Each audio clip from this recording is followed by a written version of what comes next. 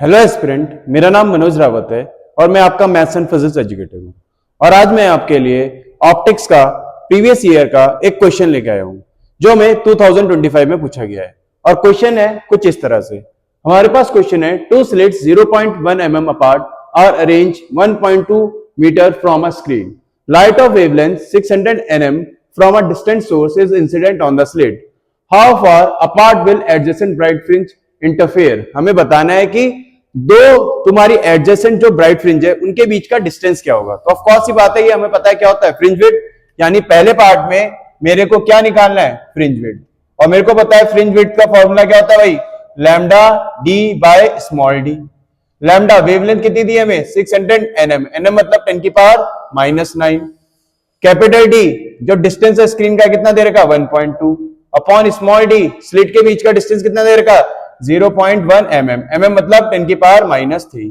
जब मैं इसे सॉल्व करूंगा तो कितना आएगा मेरा, 12 6 72 और ये 2 0 और ये 3 ऊपर जाके प्लस के 5 होंगे, 9 में से गया तो कितना आएगा, -4।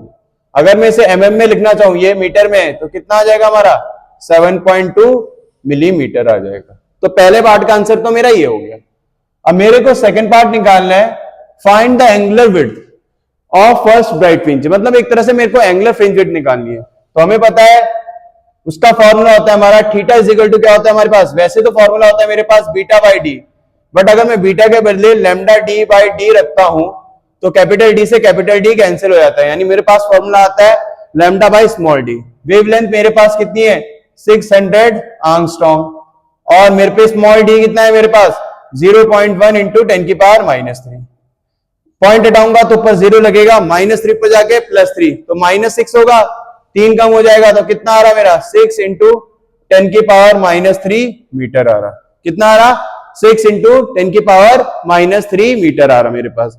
बट मेरे को किसमें पूछा, ये डिग्री में। तो अगर मेरे को डिग्री में कन्वर्ट करना है इसे, तो ऑफकोर्स सी बात है, ये किसमें, सॉरी ये किसमें आ रहा होगा मेरा, रेडियन में, थीटा है क्योंकि मेरे को किसमें कन्वर्ट करना है, डिग्री में। तो ऑफकोर्स सी बात है, किससे मल्टीप्लाई करूंगा मैं, 180 बाय पाई से। पाई की वैल्यू कितनी होती है, 22/7।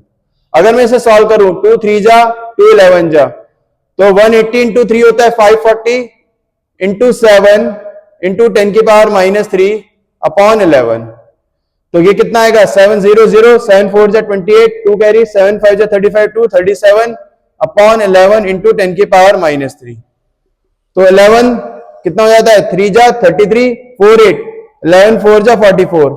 और क्योंकि यहां से 3 शिफ्ट होंगे तो ऑफकोर्स सी बात है, कितना आ रहा मेरा आंसर, 0.34 डिग्री के अराउंड आ रहा है। तो मेरा आंसर कितना आ जाएगा, 0.34 डिग्री।